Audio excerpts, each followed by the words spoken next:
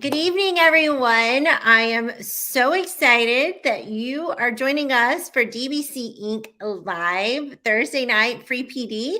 Also, free book giveaway during this session. The greatest news about this one is you actually get to choose from our bookstore of over 125 different books that you can choose from. So to enter to win, you know how that goes. You must put something over in the comment section, just like Ryan Reed here, and get your name entered to win a free book. Remember, this will be anything from our DBC bookstore, which also includes our Impress line. So you definitely want to get your name over there. Tell us who you are, where you're from, what you do, maybe something positive that happened this week. During the show, we're going to be interviewing Henry Turner. Super excited to have him on the show. Welcome, Henry.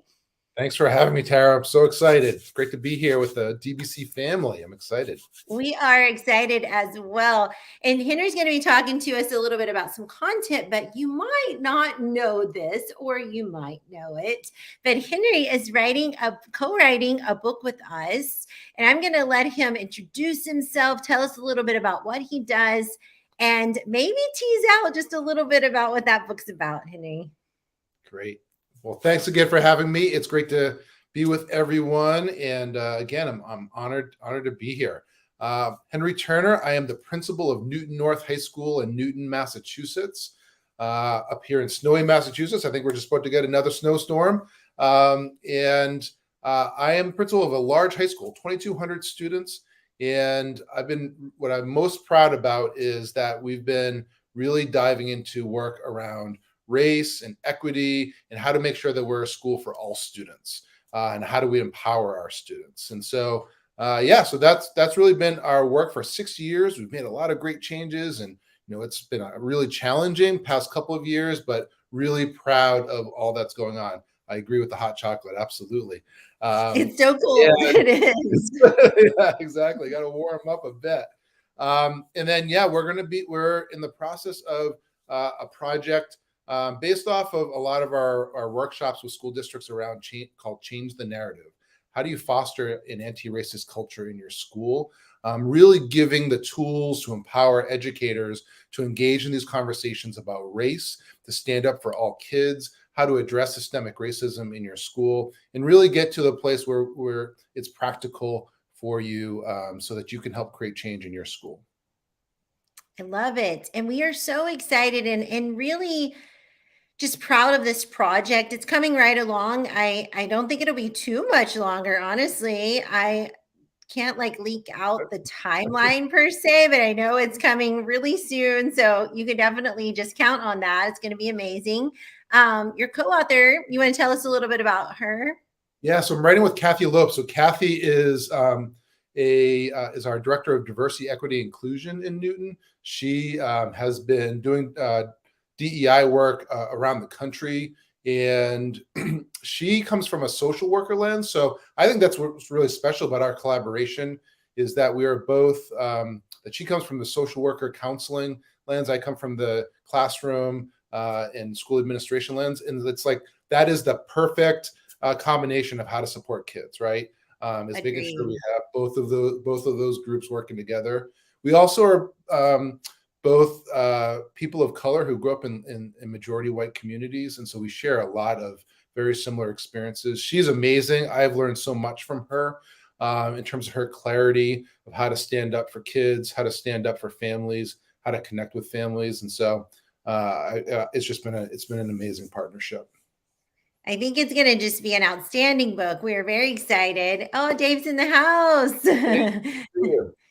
He is headed home soon, headed home to San Diego. He has multiple homes, but he's headed home to San Diego soon.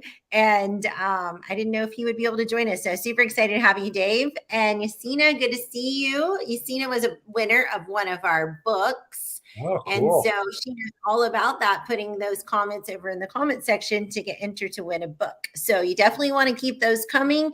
You can continue to comment all the way through tomorrow. So if you're putting babies to bed and having to watch this on the playback, don't worry. Slap a comment over there, get your name entered to win, and we will be choosing a winner to choose from our DBC bookstore where you get a free book.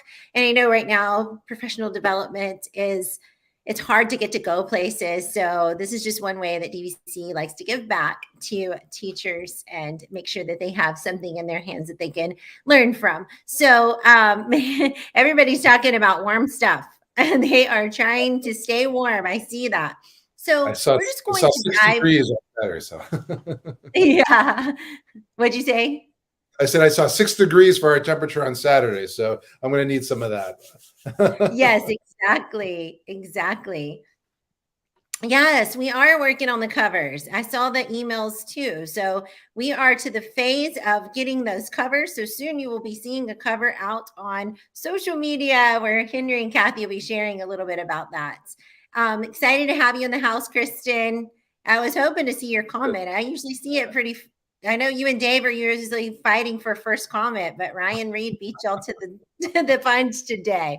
All right. Well, we're going to dive right into content. I don't want to keep you any longer than necessary. So Henry, ask Henry to come on. Like he just said, he's very passionate about making sure that every student feels as if they belong.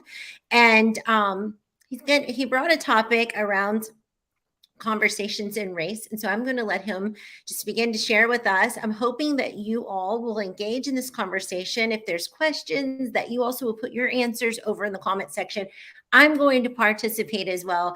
But let's make this interactive. Let's have some fun tonight, but let's also learn something that we can take back to our learning setting and just make it a better place for those that we serve. So Henry, I will let you take it away.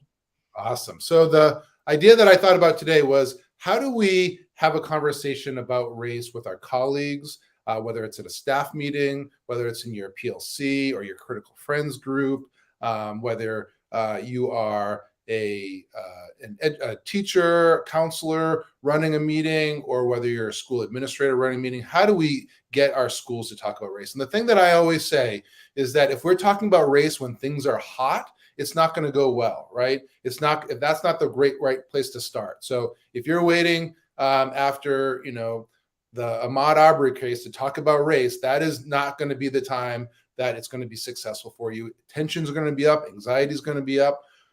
But if we do this every day, if we do this regularly to talk about race and help ourselves to learn that these can be ordinary conversations, that we all have a story, that it's a part of our fabric, right? And that racism is a part of our fabric as well, that we are not at fault for, but we have an obligation to help dismantle. And one of those ways of doing it is seeing race, seeing each other, seeing our students. And what really sparked me in this work early in my career was seeing that our Black and brown students did not feel like they felt connected to school. To the school. They didn't feel like they had adults or classmates who saw them or felt connected to them. And so how do we make sure that those students feel seen? And when we don't talk about race, they don't feel seen. And so there are 3 things that I would say in terms of this meeting of how you set it up. The first one would be to set up some agreements. What are some ways in which we can all agree on how we're going to have this conversation? And so some people call them norms. I like to call them agreements. And I think we just keep them very, very simple, such as that you're going to speak for yourself, that you're going to listen, that you're going to feel discomfort, and that it's going to be okay that the conversation is going to end and there's going to be no closure. And that really helps to set people up for these kinds of conversations. The second thing I would do is to have some sort of starter conversation about identity, about yourself. So the first question that I would ask is, tell me about your name. And so my name is Henry Jamal Turner. And so my first name starts, I'm the 4th Henry in my family. I can talk about that. My last name Turner. I can talk about the history of the Turners and going all the way back to Virginia from the 1890s and that story. And then I can talk about my middle name, Jamal, where my parents were really Black power people in the 1970s, and they all gave us African names. And I got the worst of the 3 middle names. My brother was Dakeem, and I was Jamal, which is kind of, I've always felt is a lame name. So you can tell your story, and you can see just how I shared it. You get excited about how we tell our story, right? and we understand that that's part of who we are, it tells a lot about who we are. We get to hear about it. So what I would do is I would do this little icebreaker. I would put people in the partners, and I would have them tell their story about their name. 10 minutes, 5 minutes each side, and just listening. The next activity that Jamal is awesome. I appreciate that support. Ryan likes it. I like it's camel. So that's to me is like why I struggle with that one. So anyways, the second activity is a little bit more deep, but it allows us to talk about race. And the question that I would ask is, what is your earliest memory that involves race and racism? So I'm going to ask you, Tara, and ask you folks on there, think about that. What is your earliest memory that involved race or racism? Yeah. So let's see. So my earliest memory, I think, would be from my dad, who I call him my dad. He raised me since I was 18 months old. He was actually my stepdad. And he is of the Cherokee descent. His grandmother was full-blooded Cherokee. So naturally, he had super dark skin, dark features, dark eyes, dark, straight black hair. And I remember at such an early age, him being ridiculed. I remember him taking me to like my t-ball games and people asking him the question, "What are you?" And I always just thought that was so rude. Why would they ask, "What are you?" Like, he's a human. He's my dad. He doesn't look anything like me, but he's my dad, And I grew up in a all white community, pretty much all white community. So of course his skin color and his dark features definitely stood out. But I just remember that at such an early age, thinking, why would they treat him differently just based off of how he looked? While I didn't really understand the whole idea behind racism and I didn't really understand everything, I definitely remember that and him being treated differently in multiple different settings simply because he looked different. Wow. Tara, thank you. That's powerful. I appreciate you sharing that. And I'd love to hear from you all. My daddy would let me talk to my friend Ethan, even on the phone. Thanks for sharing that, Melissa. Let's see. Here's another one. Yeah. You want me to read it? I remember being in middle school and having our health teacher first day of class doing roll call and telling everyone their ethnicity. Marucci, you're Italian. Martinez, Puerto Rican. Moriarty, Irish. Wow. Thank you. It is a powerful question. I think so too. And I think it's great to think back to when you first noticed it, especially as a white woman, when did I first notice race, and this idea of people being treated differently based off of their skin color.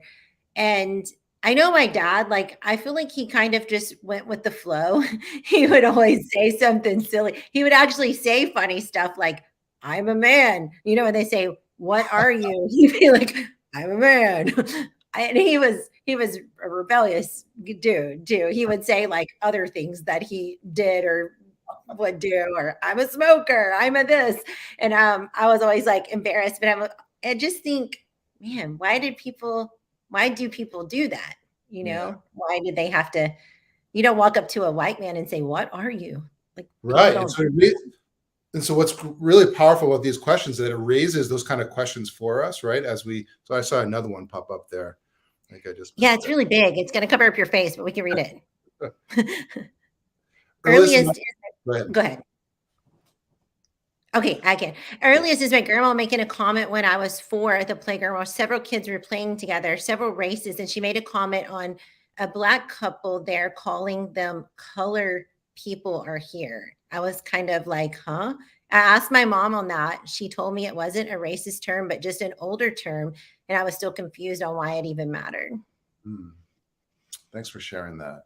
And I'm just so impressed that you're sharing this publicly, right?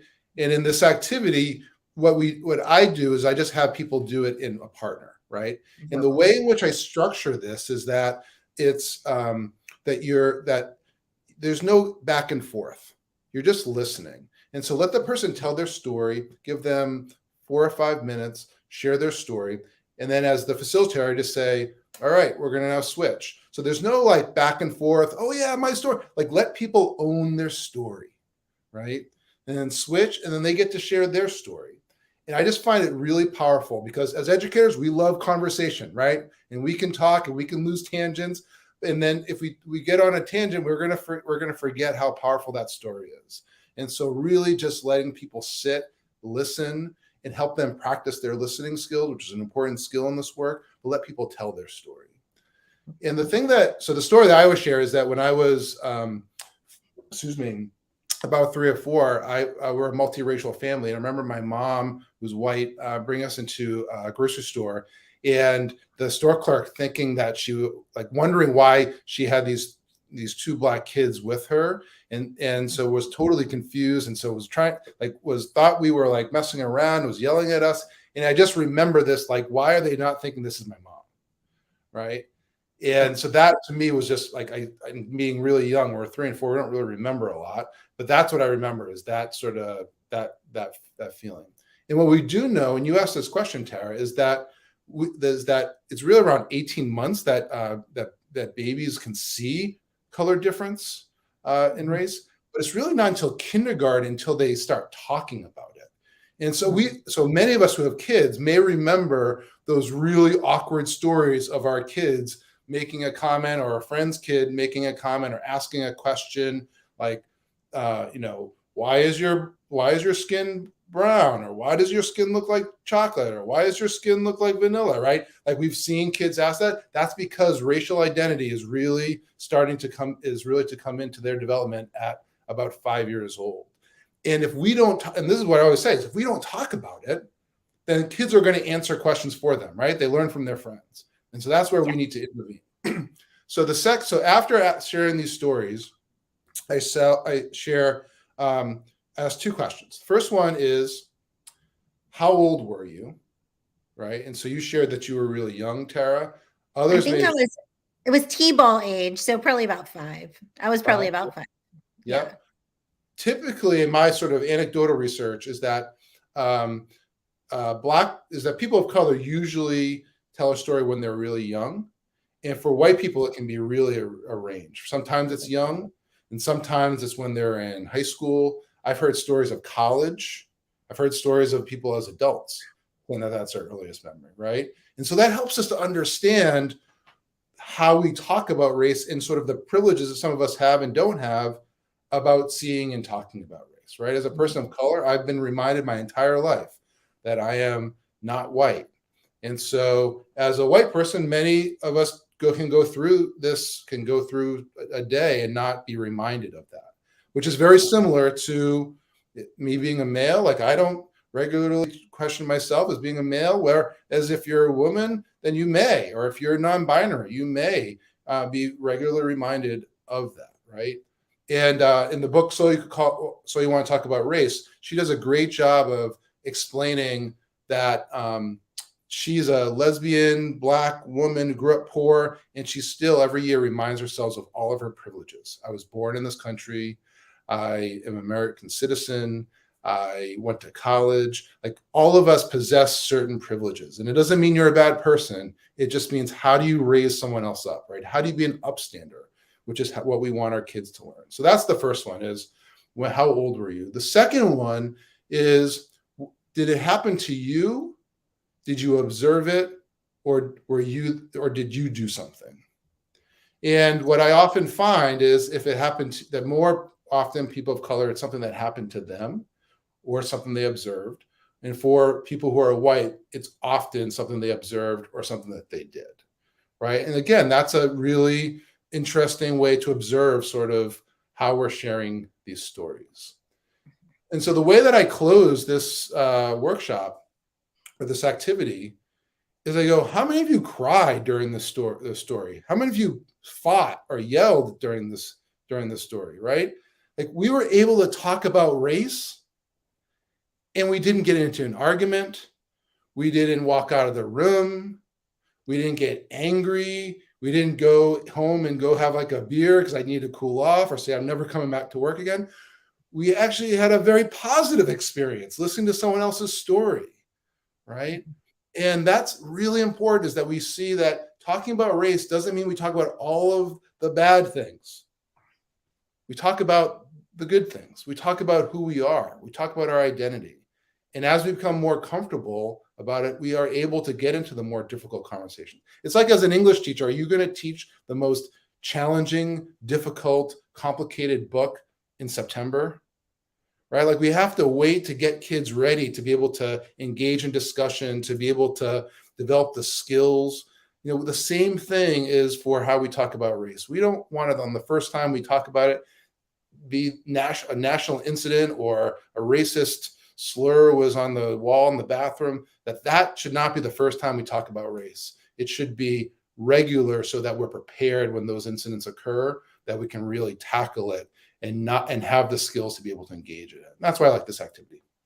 I like it. I like it too. I like that it's just, it's your story. You can't really argue with that either. If people are sharing their experience, you can't argue with that. And Vicky's saying that her first experience was also high school, and she observed it. My experience, I observed too. I wasn't a part of it. I always felt bad for my dad, though. I'm like, why do people ask him that? I remember like always just asking him, why are they saying that? Why are they being rude like that? But I think too, you can't, if you're telling your experience, you can't really argue with that. So like you said, you just listen. And then when it's not your turn to speak, you listen to the other person gets to speak and share their story. I think it's just a great way, like you said, to just like with anything, I always compare stuff to exercise. It's not the same, but it is in a way, because you got to build up those muscles before you can ever start lifting the heavy weights. And I think it's the same way with conversations like this that get heavy. You have to have at least picked up a dumbbell before the 10-pounder before you're going to try to work out with the 35-pounder, because you're going to injure yourself. You're going to hurt yourself. And that's exactly what happens, I feel like, in some of these conversations when they try to dive too deep, too fast, and people haven't built those muscles up. They haven't even started those kinds of conversations before. So they just let their emotions get in the way. And I don't know if you experienced that, but that's some of the conversations that I've sat in where it just dove a little deep real fast. And I felt like that's kind of how the emotional level just went way high. And I'm not sure that people could leave with like this idea that, what, we can do this kind of exercise in our classroom, get the kids familiar, get our learners familiar with talking about race. And then we dive into those deeper topics that involve a lot more emotions, but we're ready to handle it at that point. 100%. And I'm a big fan of your workout obsession or excitement. I share it. Is an obsession. It is an obsession. It's okay to call it that. And I will say that yoga really helped me to actually start thinking about this book and really seeing the alignment of how do we step outside of our comfort zone, right? Mm-hmm. And that's really what I learned from my now 20 years of yoga practice is how do I step outside my comfort zone? And I wasn't doing headstands and handstands on the first time that I practiced yoga, right? I actually tried to go too hard once and passed out in a sweaty room, right? And woke up fainted. So you don't want to push yourself too hard, right? And that's really what this work is. This, I did a workshop with the school district once, and they said, our school improvement plan was to address inequities by the end of the school year. And I said, well, how did that go? And they said, we are exhausted. It's like, absolutely. This work is not, we've had racism. We've had all of this type of discrimination in our country for our entire existence. So to say that one school district is going to solve it all in 1 year is way too ambitious, right? We have to see this as lifelong work. And that's where I saw it with my yoga practice. Like this, I've got to commit to this. And every day that I do it, I do a little bit more. I do a little bit more. I find balance. Some days really suck, and some days are amazing, right? And that's what this work is. It's messy. It's emotional. It's hard. But if we start slow, right? If we start and find and think about ourselves and people we care about and hear their stories and build those connections, we always say it's about relationships and education, right? If we can build those relationships, then we're going to get into when we do need to get into areas where we disagree, or where we have to have really difficult conversations with a colleague or a student or a parent, or we take on a lot of resistance for the work that we're doing. We're able to really build that work we're able to really step up because we've built up our work. Yes. I agree 100%. I love that analogy too. I love the way that you led into that. And I think, for teachers out there that are wanting, it's not too late. We're January, we still have several months with our students. If you haven't started conversations where you've addressed race or discussed it in any way. I feel like Henry's activity here is just a perfect activity to get started. But say they want to continue on, where can they find some resources or some ideas to continue these types of conversations, continue to build those muscles, if you will, those conversation muscles with their students, so that this becomes a part of what they do? And really, Henry, I would love for you, just as you're telling about those resources, also explain how important this is for the work moving forward, and also to help, as you said at the onset, all of our students feel as if they belong. Absolutely. If you're looking, this should not be the only activity you do all year, right? Like this should be regular work. And so if you go to my website, henryjturner.com, we have a bunch of blog posts up there, as well as videos with my co-author Kathy Lopes on social justice leadership. And we actually have some videos on how to talk to students about race, how to address a crisis, whether it's in your school or nationally. And so those could be good ways of doing it. Doing some sort of book study or article study are also great strategies, just to talk in small groups, to talk about this work. Additionally, I would say that why we know this work works is that our students become seen. And I remember, and we start to become less defensive in this, which is really one of our challenges. And we really start to understand what we were doing wrong, right? This work is all about reflection. It's in us, right? Let's go back to the yoga example. Like, this work is in us, but we have to really unpack a lot of stuff before we can really find out what the solutions are. And we have to go through our own stuff. So, there was one point where we had a racist incident on social media, and we thought that we had done all of the right things, and addressed it, communicated it. We had found that person. We had given some consequences, and we met with our Black student union, which we call our Black Leadership Advisory Council, a group of students, and they were like, "We don't think you did a great job." Like, what do you mean? They're like, "Yeah, you did all of these things, but you didn't care. You didn't show how angry you were." And like, wow, as administrators, we're taught that we need to stay neutral when we do investigations, right? That we need to show no emotion. And they saw that on us. Mm-hmm. And you didn't care about us, right? And so we could defend that and say, well, that's not our job, right? We need to see our students. And that's what this work really helps us to do, is to become reflective, to engage. And what I would say is that I'm really proud of the growth we've made, whether it's academic, whether it's how students feel empowered, whether it's how students are engaging with each other and developing these social justice skills. I know a lot of students who are writing in their college essays or high school, right? They're writing about the empowerment, the ways in which they felt empowered in their school, and the ways they took action to make change in their school. Those are amazing. That's much better than, like, I played tennis at camp, right? Like, those are the amazing college essays that colleges want. We know that this is what employers want. They want people who are able to engage with people who are different from them. So these are skills that we're developing for our students that make them stronger as adults. And so that's why I think this work is not only necessary for our society, but it's good for our students. Agreed. And like you said, there's just so many benefits. One, the deeper levels of empathy that that all parties gain from Yeah. learning from each other. And that's just that in and of itself is something that every human needs. If you're dealing with other humans, you need empathy, and you need deeper levels of empathy, not just the ones that you've only learned in your little small setting. But you also talked about communication. Being able to be an effective communicator, being able to share your heart in the midst of all of that passion, those emotions, that needs to be displayed, that needs to be shared. And we need to be able to do it in a place, like you're saying, like in a classroom, where the teacher can help guide the learners to navigate those conversations. Why not start there? So then when they're out into the real world, they're also bold and brave to have these conversations, to help to make them, help themselves to be seen and heard and know that they belong, but also to advocate for themselves. And then you talked a lot about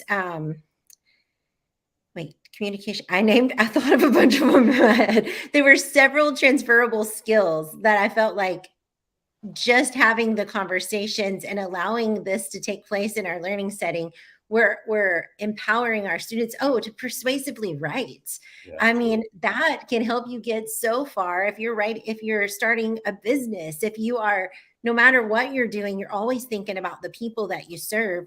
And so being able to like understand their need and produce something that meets the need, those skills also will be transferred right into that as well. So it's just a perfect, like, if ever you feel like this is extra work and it's like taking you away from the skills that are helping your students to be great learners, no, that's not even the case. We just named 3 very important skills that all students need moving anywhere in life forward.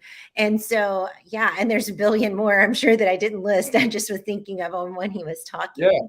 And I would just say really quickly is that I agree, this is the work, and why we've become successful is this is not just for English and social studies. That our Right.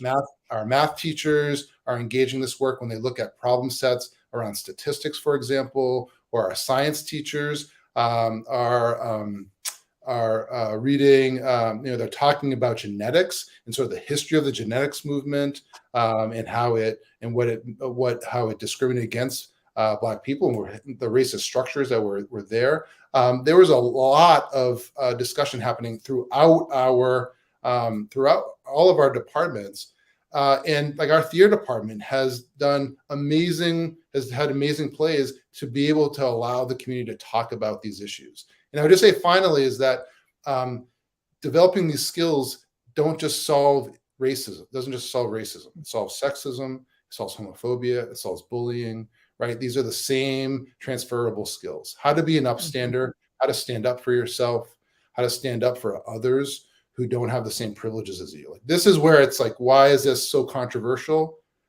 We need to kind of unpack that. But ultimately what we're doing is that we're helping our students to be good leaders. Exactly. And I think that's just, so I don't need to sum it up. That's perfect. This has just been such a pleasant conversation, Henry. And if you want to follow Henry, I did put his website over here. Also sign up for his email list. I get his email weekly, I think, every couple of weeks. Every couple of Weekly. weeks. You can sign up right And on the always great content, always bite-sized chunks that I can take and apply in my work world. I'm constantly talking and working with teachers all over the nation and educators and humans everywhere. Even at the gym, there's just so many opportunities to have conversations with your friends over coffee. There's a lot of different places, and no one is exempt, and everybody has a responsibility. And I love how, Henry, you're always putting stuff out there that's so easy for anybody to take on and use and start these conversations, but also to continue this amazing work. So if they want to connect with you on social media, they do know you have a book coming out soon. So you definitely want to be on the lookout for that. But if they want to connect with you for now on social media, how should they find you? So thanks for asking that. So at Turner HJ on Twitter, at Turner_HJ on Instagram, and you'll get my link there to my Facebook or LinkedIn accounts. Awesome. Perfect. You definitely want to connect with Henry, follow him, sign up for his email list. I always take time to read those emails when they come in. So great content being put out by both him and Kathy. And be on the lookout for this incredible book because you'll definitely want it as a part of your professional library. Henry, thank you so much for joining us tonight. Last, thank you. It was so wonderful. And thank you all for joining tonight. If you're watching this on the playback, just real quick, I know we have just a couple announcements at the end here. You definitely want to get a comment over in the comment section because that is where you are going to be entered to win a free book. You also want to check out our hook of the week. I can't stop this show before sharing our hook of the week. We have a hook of the week every single week, and I would love to share this one with you. I forgot to add it up on my screen, so we're good right now. It is the props hook. So this is an easy way to engage students. If you find yourself just reverting back to lecturing, what could you actually bring into the classroom, physically bring in to enhance the lesson, to make it a little more exciting? Every time I see this hook, I think of Dave's presentation. I won't tell you his props that he used because he uses a lot of them in it. But this one that I'm thinking of is kind of makes my face blush, but it grabs everyone's attention and we're all paying attention when he is talking about that. So definitely be thinking of a props hook, a hook. What kind of prop can you bring in to hook your students? What's something that you can pass around to all of them to touch? Something about teaching something and then them actually not just seeing a picture on the screen. We get to see that all the time, but they're like holding it in their hand, or that you're walking around and they're actually like seeing this thing, or you're using something, wearing a hat, whatever it is. But think about how you can possibly add a hook to engage your students. And that is our hook of the week. So if you use it, be sure and tag Dave at Burgess Dave on Twitter and use the hashtag hook of the week. Let us know that you are using them. We have been randomly sending out some prize books to some of the hooks of the weeks that we've been seeing. So it's just random. You never know if you're going to get one sent out, but do share. We love seeing them. And thank you so much. Yes. If you've seen his presentations, you know which prop I'm thinking of right now. But if you haven't, I don't want to spoil it for you because it's pretty eye-opening. Anyways, have a great evening. Thank you. We'll be back next Thursday, same place, same time, different guest. Again, Henry, thank you so much for joining us. Thanks so much. I really appreciate it. Bye, everyone.